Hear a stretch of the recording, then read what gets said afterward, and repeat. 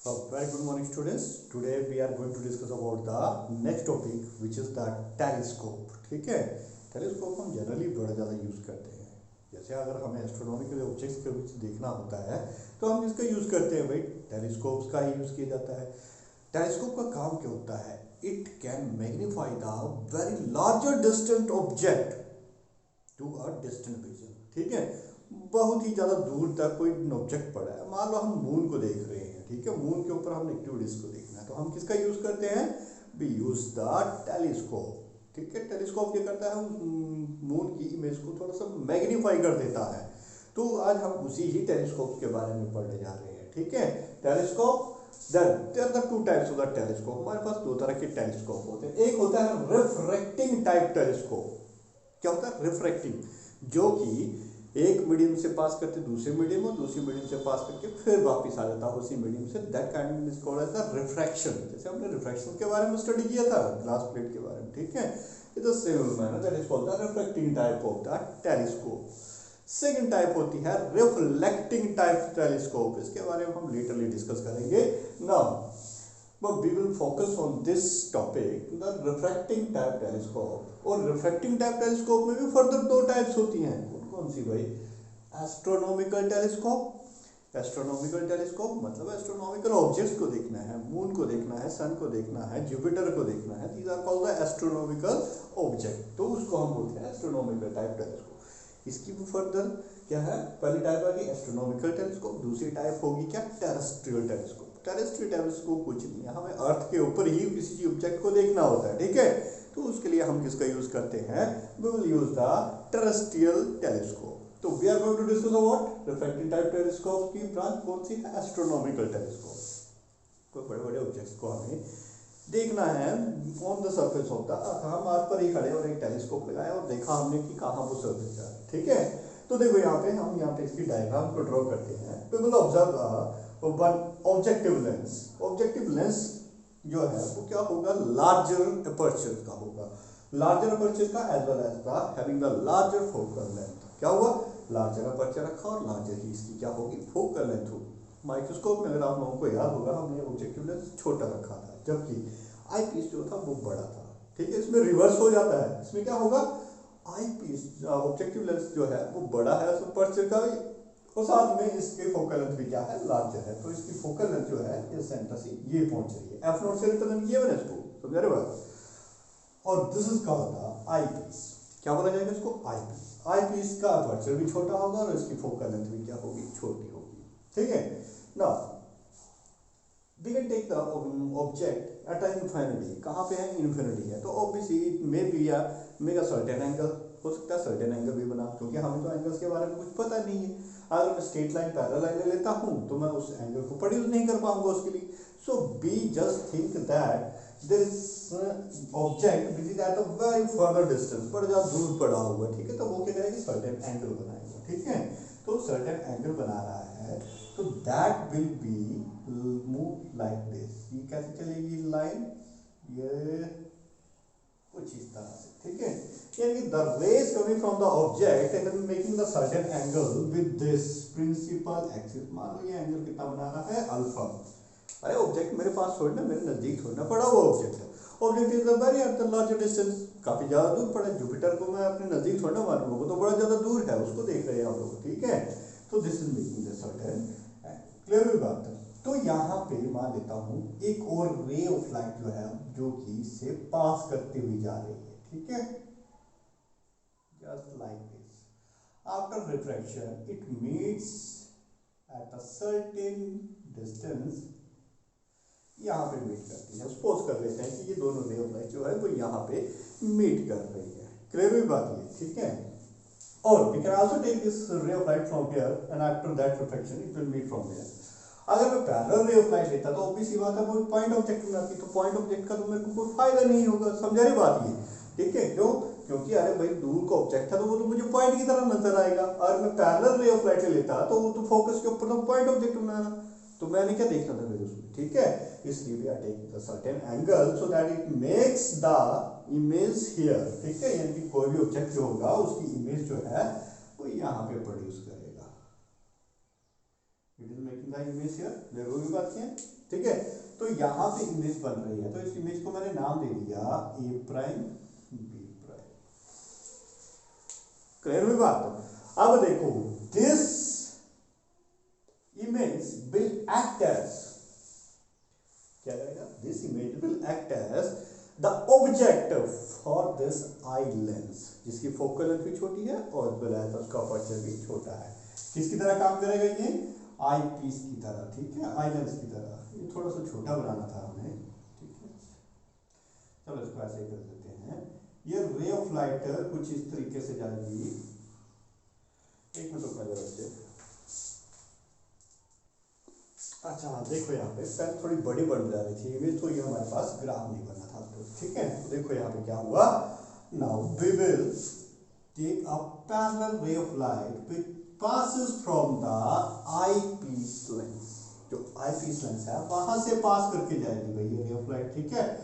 After this passing through the lens it will bend towards this, किसकी तरह? Focal length की तरफ bend होगी ये, ठीक है। और दूसरी रे ऑफ लाइट कहां से पास करके जाएगी भाई? From the centre of this curvature of this lens. तो यहां पे हम इसको ऑब्जर्व करेंगे, क्लियर हुई बात? यहां से हम इसको भी करेंगे, ऑब्जर्व करेंगे, ठीक है। तो in that way these two rays of light will never meet here, but this हम क्या करेंगे, यहां पे इसकी प्रोजेक्शंस पीछे की तरफ ड्रॉ कर लेंगे, so that we can find the image. हम क्या कर सकते हैं, इमेज की वैल्यू को फाइंड। तो these two lines appears to be meet here and ultimately they will make enlarged image, that is A double prime and B double prime। बात clear हुई? क्या हुआ, दिस साइड लेंस के लिए ये जो है ऑब्जेक्ट का काम कर रहा है, ऑब्जेक्ट का काम किया तो इसके अकॉर्डिंग इसलिए रे ऑफ लाइट यहाँ पे जाएंगी, ठीक है। ये रे ऑफ लाइट यहाँ से पास कर रही है, ये यहाँ से आ रही थी, ठीक है। तो ये रे ऑफ लाइट कहीं पे मिल नहीं रही, तो we will extend these two lines and after this image has to be virtually join at a particular point. तो यहां पे इसने क्या बनाया, एक ऑब्जेक्ट की इमेज बनाई, that is called the final image of this astronomical object. एक इनफाइनाइट डिस्टेंस से आ रही थी, ठीक है। तो इसकी फाइनल इमेज यहां पे बनेगी व्हिच इज एनलार्ज इमेज। कैसी इमेज बनी भाई? ये एनलार्ज इमेज बनी, ठीक है, बाय यूजिंग द टेलीस्कोप। अब देखो ये एंगल क्या था हमारे पास भाई, ये एंगल था अल्फा। तो अल्टरनेट एंगल्स आर इक्वल, तो ये एंगल भी कितना होगा भाई? अल्फा के बराबर ही होगा, ठीक है। And the angle object with the object image के साथ जो एंगल बनता है that angle will be beta. अरे भाई एक ही तो एंगल बन रहा है, चाहे इस इमेज के लिए ले लो या फिर इसके लिए ले लो, एंगल तो एक ही लाइन के ऊपर बन रहा है, तो angle will be the same, angle में कोई फर्क नहीं पड़ेगा, ठीक है। So now what we have to calculate? We have to calculate the magnification power of this telescope for the distant vision के लिए हमने ये फाइंड आउट करना है, ठीक है। तो देखो कैसे फाइंड आउट करेंगे। Now we know that the magnification power is nothing but it is the ratio of the beta to that of the alpha, where beta is nothing but it is the angle sustained by the object, sorry not object, the angle sustained by the image, ठीक है। To that alpha क्या होता है, angle sustained by that object.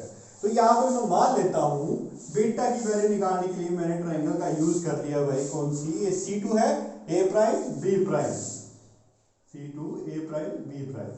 अरे भाई आप बोलोगे कि सर आपने तो बोला यहाँ पे बीटा जो एंगल है इट इज द इमेज के थ्रू जो एंगल बनेगा। अरे ये तो एक ही लाइन में तो एंगल बन रहा है, चाहे इसका लो या इसको लो, बात तो एक ही है, ठीक है।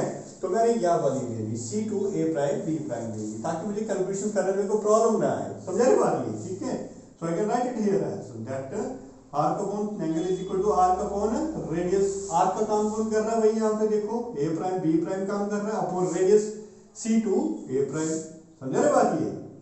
उसी तरह से अल्फा निकालने के लिए, तो अल्फा निकालने के लिए ये बन रहा है अल्फा, तो C1 A prime B prime, इस ट्रायंगल को ले लेता हूँ C1 A prime B prime, तो alpha will comes out to be what, that is A prime B prime arc upon radius. इसके लिए आर्क कौन सा काम, ये बन रही है, रेडियस कितना आएगा C1 A प्राइम। कर दे इसको सोल्व। सेम वही जो हम पीछे आर्टिकल किया है, माइक्रोस्कोप के फॉर्म में किया हुआ था, ठीक है। So magnification power will comes out to be nothing but that is alpha की वैल्यू कितनी है, a prime b prime upon c2 a prime upon a prime b prime upon c1 a prime. देखो यहाँ पे क्या cancel out होगा भाई, a prime के साथ a प्राइम कैंसिल आउट हो गया, बचा क्या मेरे पास यहाँ पे अब ultimately I get c1 a prime upon c2 a prime. अरे ये c1 a प्राइम कितना है, ठीक है, c1 a प्राइम ये क्या है, इस ऑब्जेक्टिव लेंस का यहाँ पे क्या बन रही थी, इमेज बन रही थी, ठीक है। तो मतलब कहाँ पे बनेगी, ये इसके फोकस के बड़ा ज्यादा नजदीक बनेगी। तो we consider that is the eye piece focal length, और इसको हम रिप्रेजेंट करेंगे एफ नॉट से। किससे रिप्रेजेंट कर देते हैं, एफ नॉट से। क्यों, because this image formed by this objective lens जो इमेज फॉर्म करेगा that is very near to the F naught, मतलब एफ नोट के बड़े ज्यादा नजदीक हो पाएगी, ठीक है। तो that will be taken as the F naught. Clear हुई बात ये, ठीक। अब आ जाते हैं भाई C2, ये यहाँ पे वैल्यू बन गई मेरे पास क्या, that will be equal to the C2 a prime आ गई मेरे पास, बट एफ नोट के बराबर आ गई divided by C2 a prime क्या है, C2 a प्राइम C2 से लेके ये। अब ये जो इमेज थी जो इसने प्रोड्यूस की थी यहाँ पर, ये इमेज इस लेंस के लिए किसका काम कर रही थी, ऑब्जेक्ट का काम कर रही थी। समझा रही बात ये, तो मैं इसको लिखता हूँ ऐसे, यहाँ पे यहाँ से लेके यहाँ तक किसकी वैल्यू है ये, अरे ऑब्जेक्ट की डिस्टेंस है, किस लेंस के लिए, इस लेंस के लिए, आई पीस लेंस के लिए ये ऑब्जेक्ट का काम कर रहा है, तो उसकी डिस्टेंस है कितनी है, यू ई है, ठीक है, यू टाइम्स ऑफ बात क्लियर होगी। तो यहाँ पे बन गया मेरे पास magnification comes out to be this, ठीक है। अब मुझे इसको लिखना है किस फॉर्म में, एफ नॉट अपॉन यू ई। अब मुझे इसे लिखना है किस फॉर्म में लिखेंगे हम इसको, वी विल राइट। अच्छा वन मोर थिंग, हमें कन्वर्ट करके, क्या कन्वर्ट करके भाई, ये यू ई तो नेगेटिव होगा, तो यहाँ पे नेगेटिव वैल्यू आएगी, तो that will comes out to be what, negative. समझा रहे बात, कितना आ गया यू, ठीक है। अब मुझे इसकी वैल्यू निकालनी है भाई, इसको हम कन्वर्ट करेंगे किसमें, डिस्टेंट विजन में। डिस्टेंट विजन क्या होता है, जहाँ पे हम उस अपनी किसी ऑब्जेक्ट को बड़े आराम से देख सकते हैं, at the least distant vision that is 25 centimeter, ठीक है। तो we will use the, let's make a formula equation that is 1 upon, देखो 1 upon u with negative sign plus 1 upon b is equal to 1 upon f। इस equation का use कर ले, ठीक है। तो देखो क्या बन जाएगी मेरे पास equation, 1 upon u, u object कहाँ पे पड़ा भाई, डिस्टेंट कहाँ है ऑब्जेक्ट का, ऑब्जेक्ट पड़ा कहाँ पे है, that is the very far away, ठीक है। तो यहाँ पे मैं क्या करता हूँ, यहाँ पे इसको रिप्लेस करके हमें यू ई की वैल्यू चाहिए, मतलब इसकी वैल्यू चाहिए, ये जो वैल्यू हो गया हमारे पास किसके बराबर हो, तो इसको मैं रिप्लेस कर देता हूँ किससे, u को मैंने रिप्लेस किया यू ई। अब ये लेफ्ट साइड पे पड़ा है तो negative of the u e आ जाएगा, बात समझाई।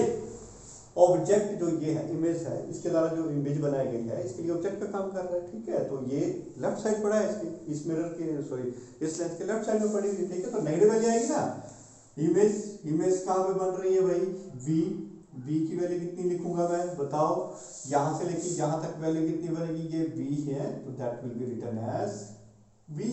और ये ve कहाँ पे बन रही है, डिस्टेंट विजन पे बन रही है। अरे हम तो इसी को तो डिस्कस कर रहे हैं, फॉर द डिस्टेंट विजन। तो ve जो फाइनल इमेज बनेगी वो डिस्टेंट विजन पर बनेगी, तो we can write it as ve की वैल्यू माइनस ऑफ d।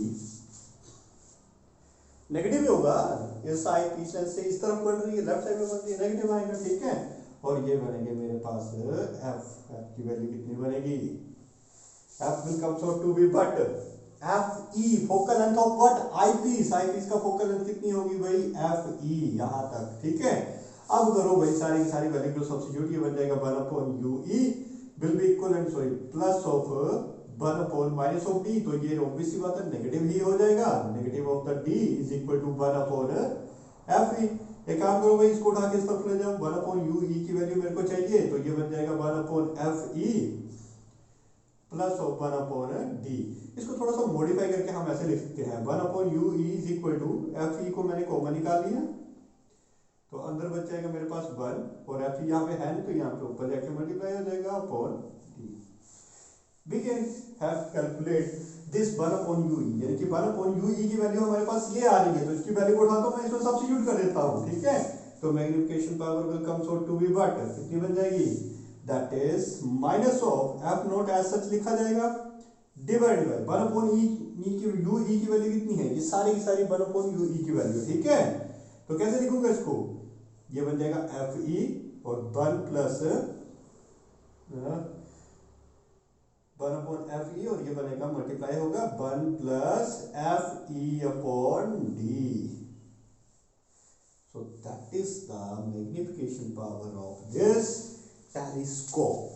क्या होगा, ये मैग्निफिकेशन पावर होगी किसकी, टेलीस्कोप की मैग्निफिकेशन पावर है ये, ठीक है।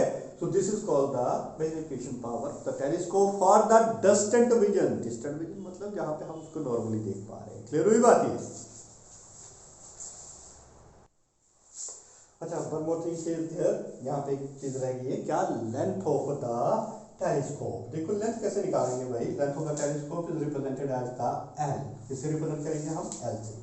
तो एल जो डिस्टेंस होगा इज नथिंग बट C1 से लेकर के F0 तक, C1 टू F0 यहाँ से लेके यहाँ तक की डिस्टेंस प्लस F0 से लेकर के C2 की डिस्टेंस, ठीक है, F0 से लेकर के C2 तक की डिस्टेंस।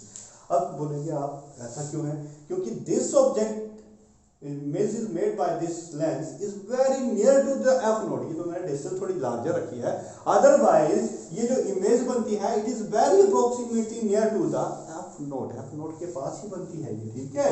तो मैं इस L को ऐसे लिख दूं, लेंथ का मतलब इन दोनों के बीच की जो टोटल लेंथ है वो कितनी होगी भाई, इन दोनों लेंसेज के बीच में, तो उसी को तो हम बोलेंगे टेलीस्कोप की लेंथ है, ठीक है।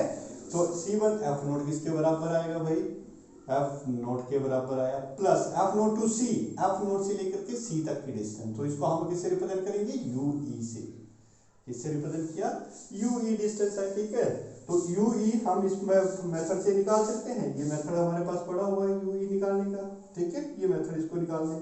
तो इसी इक्वेशन का यूज कर लेते हैं हम लोग। तो UE की वैल्यू बन जाएगी मेरे पास कितनी, 1 upon UE will comes out to be FE into D upon D plus FE बनेगा। तो UE मेरे पास बन के आ गया FE into D upon D plus FE। तो इसकी वैल्यू को उठाओ, इसमें सब्स्टिट्यूट कर दो। So the length will comes out to be F0 plus of FE D upon D plus of FE. In that way we can calculate the length of the telescope, ठीक है, by using this focal length of the objective lens as well as the eye. Clear हुई बात है। अच्छा, ये तो था हमारे लिए for the distant vision। मान लो अब हम इसके लिए करते हैं नॉर्मल विजन। नॉर्मल विजन में आप लोगों को पता है क्या होगा, यहाँ पे इमेज बन रही है very approximately on the F0 पर ये इमेज बन रही है हमारे पास, ठीक है। तो for the normal vision this image will be produced very near to this eye piece lens. ये इमेज कहाँ पे बनेगी, आई पीस लेंस के ऊपर बनेगी, and the final image will be at the infinite distance. Final image कहाँ पे बनेगी, इनफाइनाइट डिस्टेंस के ऊपर जाकर के ये फाइनल इमेज प्रोड्यूस करेगा। क्लियर हुई बात ये, ठीक है। तो नॉर्मल विजन के लिए देखो हम इसी इक्वेशन का यूज करेंगे, F0 अपॉन UE। तो देखो F0 जो है वो किससे रिप्लेस कर दिया, सॉरी UE जो है अप्रोक्सीमेटली किसके बराबर आ जाएगा, that will B approximately two what, FE के बराबर, ठीक है। मतलब इसकी ही फोकल लेंथ के बराबर आ जाएगा, किसकी, ये जो है हमारे पास, ठीक है। तो this can be written as magnification power that is negative of the F0 upon FE। That is the magnification power for the normal vision। किसके लिए आएगा ये, नॉर्मल विजन के लिए। क्लियर होगी बात।